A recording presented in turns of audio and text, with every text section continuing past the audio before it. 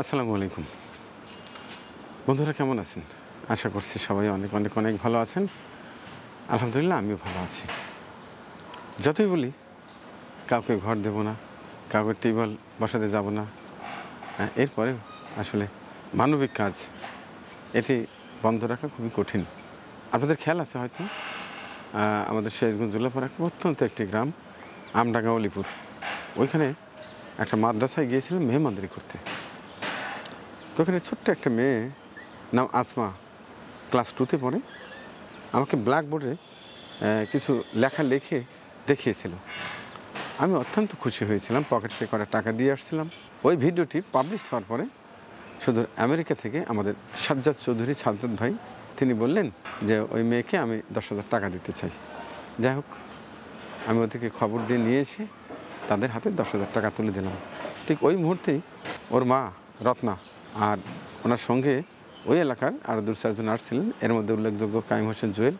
তিনি আমাকে বলেছিলেন, ভাইয়া ওদের কিন্তু ঘর নেই, একেবারেই নেই, অন্যের ঘরে, ভাঙাচোরা ঘরে থাকে। ওর বাবা মারা গেছে, ওরা 3 বোন, ওর মা বাসা বাড়িতে কাজ করে, যদি সম্ভব হয় একটি ঘর দেবেন। তো যাই হোক, এই ভিডিওটি আবার দেখে সে সাজ্জাদ ভাই তাৎক্ষণিকভাবে টাকার ব্যবস্থা করেন। তার টাকা দিয়ে আজকে নিয়ে যাচ্ছি, একটি ঘর হবে, একটি টয়লেট হবে, আর সর্বশেষ যেদিন হস্তান্তর করব সেদিন কিছু বাজার তাদের জন্য দিয়ে আসব। যারা আমার এই ছোটো ছোটো মানবিক কাজ দেখতে পছন্দ করেন, বিশেষ করে অসহায় মানুষের বাড়িতে কীভাবে লাল সবুজের ঘর তৈরি হয় সেই দৃশ্য যারা পছন্দ করেন, তারা আমার সঙ্গে আসুন, দেখবেন কীভাবে আমার টিমের সদস্যরা কত কষ্ট করে যায় এবং কত কষ্ট করে ঘরগুলো রেডি করে আসে। যারা যেতে চান, দেখতে চান, তারা আমার সঙ্গেই চলুন।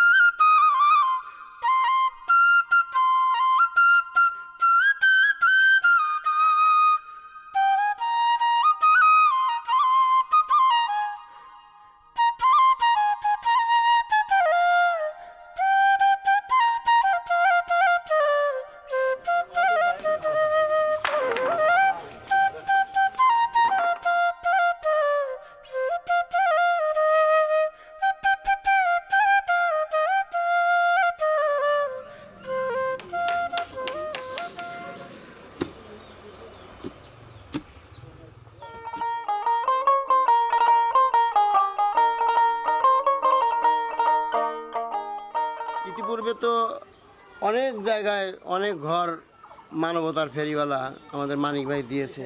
এইখানে এসে যে জিনিসটা আমি দেখতে পারলাম সেটা হলো, আমার মনে হয় যে এত নিডি ফ্যামিলি আমি কখনোই দেখি নাই, আমার জীবনে আমি কোনো দিন দেখি নাই, যে এই অবস্থায় যে তারা কিভাবে বসবাস করছে, যার একটা ঘরই নাই, কিভাবে ছোট ছোট বাচ্চাদেরকে সাথে নিয়ে কিভাবে সে দিন কাটাইছে, এটা খুবই আমার কাছে আশ্চর্য মনে হয়েছে।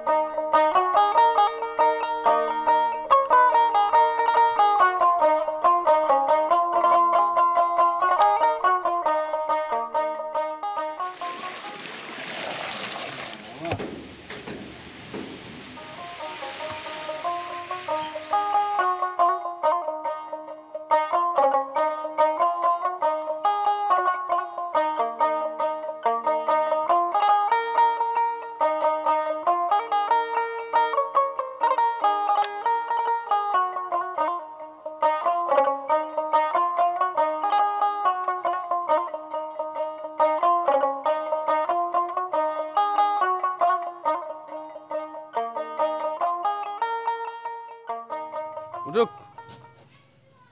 বাস দাও আমার কাছে দু একটা দাও। বাইরের কাছ থেকে পেস্ট্রি হ্যাঁ দাও, পারবে না? হ্যাঁ আসো। কই আসমান না কি দেখো? হ্যাঁ হ্যাঁ, এই তো সুন্দর ঘর হয়েছে। হ্যাঁ, তোমার বলে ঘর ছিল না, এই তো ঘর হয়ে গেল মাশাআল্লাহ। তাহলে বস্তা টেনে রাখো। হ্যাঁ রাখো। হ্যাঁ দর্শক, এই সেই আসমা, ওদের পাশে একটি মাদ্রাসা আছে। মাদ্রাসার নাম যেন কি? আমডাঙ্গা মদিনাতুল হাফিজিয়া মাদ্রাসা ও এতিমখানা। ওইখানকার দ্বিতীয় শ্রেণীর ছাত্রী না? ওকে ব্ল্যাকবোর্ডে লিখতে দেওয়া হয়েছিল, চমৎকার হাতের লেখা। আমি তো একেবারে থবনে গেছিলাম, পকেট থেকে কয়টি টাকা দিয়েছিলাম ওকে। এবং সেই ভিডিওটি দেখে আমাদের সাজ্জাদ ভাই, ইউএসএ প্রবাসী, তিনি কিছু আর্থিক সহায়তা দিয়েছিলেন এর আগে। আমি ওদেরকে ডেকে নিয়ে, আপনি বোধহয় সেদিন গিয়েছিলেন না আমার বাসায়? হ্যাঁ, সাজ্জাদ ভাই যেন কত টাকা দিয়েছিল ওই দিন? 10,000 টাকা। হ্যাঁ হ্যাঁ, সেই 10,000 টাকা ওনার হাতে তুলে দিয়েছিলাম। সেদিনই ওদের একটা আর্জি ছিল যে আমাদের ঘর নেই। যাই হোক, পরে খোঁজ নিয়ে জানতে পারি কোনো ঘরই নেই, ভাঙ্গাচুরে একটা বিষয় আছে, তার কোনো ঘরই ছিল না। তার শ্বশুরের ঘরে অনেক কষ্ট করে একটা পাশে থাকতো।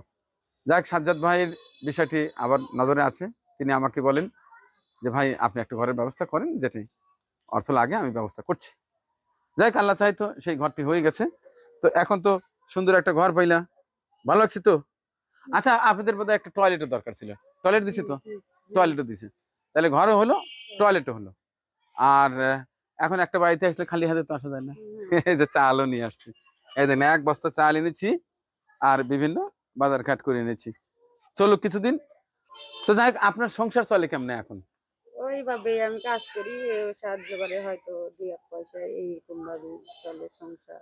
দুইটা বাচ্চা ছোট ছোট। আচ্ছা আপনি বলেন তো, এর আগে আমি তো লোকমুখে শুনেছি আপনার পরিবারের কথা, এখন আপনি নিজেই বলেন, ওরা ভাই বোন কয়জন, ওর বাবা কি করতেন, কি হচ্ছে? ওর আব্বা অলগা মুরগি, হাঁসের মুরগি বেচতো, মানে গ্রামে গ্রামে। আর পরে যাই ওই বাচ্চা নিতে যাইতেই রোডে অলগা গাড়ি অ্যাক্সিডেন্টে মারা গেছে। অর্থাৎ হাঁস মুরগির বাচ্চা ফেরি করে বিক্রি করতো? হ্যাঁ, ফেরি করে বিক্রি করতে। রোড অ্যাক্সিডেন্টে মারা গেছে? মানে ওই বাচ্চা আনতেই না যে যাইতে গেলে অলকা রোডে অ্যাক্সিডেন্ট করে। সেটা কত বছর আগে? এই তো 4 বছর চলতেছে। 4 বছর। এখন আপনার পরিবারে কে কে আছে? অর্থাৎ আপনার বাচ্চা কয়জন? আমার বাচ্চা আল্লাহ দিলে 4টা। 4টা? 4টা বাচ্চা, মেয়ে বাচ্চা আল্লাহ দিছে। 4টে মেয়ে? এর মধ্যে কি 2-1টা বিয়ে দিচ্ছেন? হ্যাঁ, বড় মেয়েটা বিয়ে দিয়েছে তো 7 মাস, 6 মাস বা 7 মাস মানে। আর 3টা মেয়ে আছে? আর 3টা মেয়ে আছে। এটা কি মেজো না সেজো? হ্যাঁ, এটা মেজলে মেয়ে। মেজো? জি। ওর ছোট আরো 2টি আছে? হ্যাঁ, এইটা একটা আছে আর বড়টা আছে একটা। এরই ছোট? এটি সবার ছোট, 4 মাসের একটা মারা গেছে। ও আচ্ছা আচ্ছা, ওর বয়স যখন 4 মাস ঠিক তখনই মারা যায়। তখন মারা গেছে। তাহলে তো সংসার অনেকটা কষ্টেই চলছে। এই তো অনেক কষ্টই চালাইতেছি। বাসা বাড়িতে কাজ করে সংসার চলছে।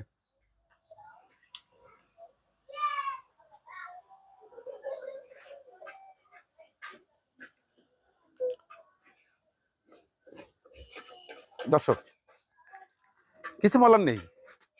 এরকম আমাদের দেশে বিভিন্ন গ্রাম গঞ্জে, অলিতে গলিতে, আনাচে কানাচে এরকম অসহায় অনেক পরিবার আছে, যারা অনেক মানবতার জীবন যাপন করে, কিন্তু বলার নেই, কর নেই, কিছু করারও নেই। কারণ এটা হচ্ছে একবারে অজপাড়াগা। শহরে হলে অনেক বাসা বাড়িতে কাজ করে, কেউ বা গার্মেন্টসে কাজ করে, কেউ বা অনেক ফ্যাক্টরিতে কাজ করে, কোনো প্রতিষ্ঠানে কাজ করে, কিন্তু গ্রামে কিন্তু সেটি সম্ভব না। গ্রামে কি কাজ করে জানেন? একটা সিজনে হয়তো ধান চাষ করে বাড়িতে আসছে, ঠিক তখনই ধান মারাই, ঝাড়া পোছা, এটি বা কয়দিনই থাকে। আর গ্রামের অধিকাংশ মানুষ কিন্তু ওইভাবে বাসা বাড়ির মতো ওই গৃহকর্মী বেতন দিয়ে রাখে না। এরা শুধু মানে খাওয়া দাওয়াই সই, আর হয়তো বছর শেষে একটা কাপড় চোপড় দিল, বেতন কিন্তু দেয় না গ্রামের মানুষ। তার 4টি মেয়ে রেখে মারা গেছেন দুর্ঘটনায়। এর মধ্যে একটি মেয়ের বিয়ে হয়ে গেছে। আর এই যে কোলের বাচ্চাটি দেখছেন, এর বয়স যখন 4 মাস ঠিক তখনই মারা যায় এই বাচ্চার বাবা। এরপরেও এই যে বাচ্চাকে লেখাপড়া করতে দিয়েছে, স্থানীয় একটা মাদ্রাসায় আমি মেহমানদের করতে এসেই মূলত আমি আর ওর কি হাতের বলবো, লেখা দেখেই আমার নজরে পড়ে। কোরআন শরীফ হাতে নিছে। কোরআন শরীফ হাতে নিচ্ছে, জি, কোরআন শরীফ হাতে নিচ্ছে। আচ্ছা, তোমরা ভালো থাকো, দোয়া করি। আর একটু খোঁজ খবর রাখো, হ্যাঁ? আমি আমার ফোন নাম্বারটা দিই, হ্যাঁ, আমার ফোন নাম্বারটা দিয়ে রাখলাম। কখনো জরুরি কোনো কিছু প্রয়োজন হলে আমাকে জানাবেন, আমি আপনার চেষ্টা করব। এর স্যার কিছু বলার নেই। আমি তো আহামরি সেরকম কোনো ক্ষমতাধর মানুষও না, শিল্পপতি না, কোনো নেতাও না, ধনাঢ্যও না, কিন্তু তবে আমার জন্য মনটা আছে। যতটুকু করছেন আমি এত অনেক খুশি হয়েছি। আমি যতদিন এই ঘরের ভিতরে থাকি নামাজ কালাম করে আমি দোয়া করবো সারা জীবন। তো ঠিক আছে আম্মু, হ্যাঁ? তো সাজ্জাদ ভাই, আপনি এর আগেও এই ধরনের দরিদ্র অসহায় মানুষের পাশে থেকেছেন, আমার মাধ্যমে তাদেরকে অনেক সহায়তা করেছেন। আমি আপনার কাছে অনেক কৃতজ্ঞ। আমি জানি না আপনার দেয়া দায়িত্ব আমি কতটুকু পালন করতে পেরেছি, তবে আমার চেষ্টার কোনো ত্রুটি ছিল না, এখনো নেই। আপনি যখনই যে কাজটি করতে বলেছেন আমি যথাসাধ্য চেষ্টা করছি সেটি করার। সর্বশেষ এটি ছিল, আলহামদুলিল্লাহ আমার মনে হয় এটিও ভালোভাবে সুসম্পন্ন করতে পেরেছি। এখানে যখনই আমি লোক পাঠাই তদন্তে, আমি ব্যস্ত ছিলাম কয়েকদিন, এখনো আছি। আপনারা জানেন আমি কৃষিভিত্তিক অনুষ্ঠান করে প্রতিদিনই বাইরে ছুটতে হচ্ছে। এর ফাঁকে যতটুকু সময় পাই এই কাজগুলো করি। তো যাই হোক, আমার যে পাঠানো লোক তিনি দেখে গিয়ে আমাকে রিপোর্ট দিয়েছিল যে ওনাদের একটা টয়লেটও দরকার। আল্লাহ চাহে তো সে টয়লেট ঘরের সঙ্গে হয়ে গেছে। সবই তো হলো, থাকার জায়গা হলো, বাথরুম হলো, কিন্তু একটা ঘরে থাকতে পেটটা ঠান্ডা করতে হয়। অর্থাৎ পেটে ভাত না থাকলে কিন্তু ঘুম হয় না। আবার সেই পেটে খানা গেলে পরে বাথরুম দরকার। ঘুমানোর জায়গা এবং বাথরুম করার জায়গা হয়ে গেছে। এখন সবার কাছে দোয়া চাই, মহান রাব্বুল আলামিন এমন একটা গায়বী সহযোগিতা যেন এই পরিবারে করে, যাতে করে তাদের দুই বেলা ডাল ভাতের ব্যবস্থা হয়ে যায়।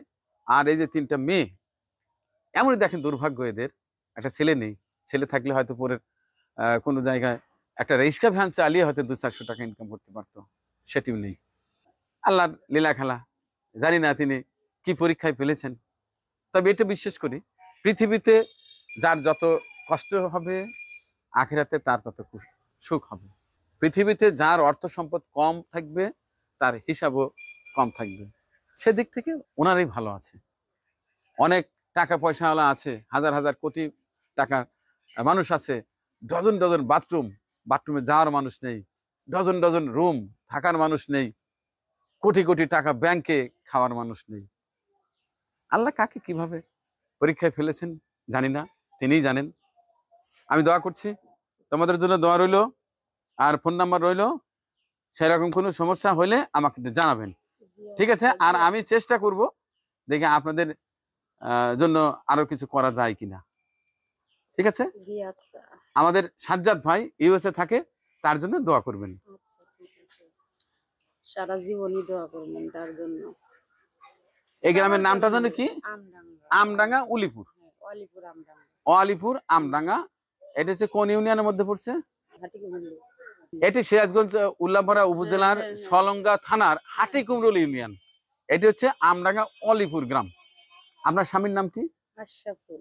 আশরাফুল, মৃত আশরাফুল। মৃত আশরাফুল। আচ্ছা, 4টা মেয়ের মধ্যে একটা বিয়ে দিয়েছেন, আর 3টা আছে। জি। এটা তো লেখাপড়া করছে, হ্যাঁ, মাশাআল্লাহ, খুব ভালো সুন্দর। লাগছে। আর এর বড়টা এর বড়টা ওই যে কোথায় গেল? কই আছে না? ডাক দাও তো, গাড়িতে এটা দেখি। ছোট ওই 2টা বাচ্চা নিয়েই কষ্ট, মানে কারোর বাড়ি কাজ করতে গেলে ওইরকম মানে খিতাবি করে, কেউ দেখা যায় যে বাচ্চার জন্য কাজে নেয় না। জি। মানে সবাই তো সবার বাচ্চার খিতাবি সহ্য করতে পারে না। না না, এটা সবাই কেউই, করে। শোনেন, নিজের বাচ্চা তার কাছে, আমার কাছে বেশি হ্যাঁ, না, রাজপুত্র। হ্যাঁ, আর কিন্তু অন্য তো আসলে এই ছোট বাচ্চাদের অনেকেই দুষ্টামি সহ্য করে না। তো ঠিক আছে, ভালো থাকো। আর তোমরা ওরা ওরা ওরা 3 বোন না? হ্যাঁ, এখন আপাতত 3 বোন আছে আর একটা আর বিয়ে আপনি দিয়েছে। 4 জন? 4 জন। 1 2 3 4। এই যে 4 জনের একটু কাপড় চোপড়, ঠিক আছে? জি আচ্ছা। হ্যাঁ, হবে তো? হ্যাঁ, আচ্ছা। হয়ে যাবে। আচ্ছা ঠিক আছে, আম্মু থাকো। তো সাজ্জাদ ভাই আপনার জন্য প্রাণ ভরা দোয়া করছি এবং এদের জন্য দোয়া চাচ্ছি, মহান রাব্বুল আলামিন যেন এদেরকে ভালো রাখে, সুস্থ রাখে, এটাই, আর কিছু বলার নেই। সবাই ভালো থাকবেন। এত সময় আমার সাথে থাকার জন্য সবাইকে আবারও প্রাণ ভরা ভালোবাসা এবং সালাম জানিয়ে শেষ করছি আজকের এই বিশেষ ভিডিও চিত্রটি। আসসালামু আলাইকুম। আল্লাহ হাফেজ।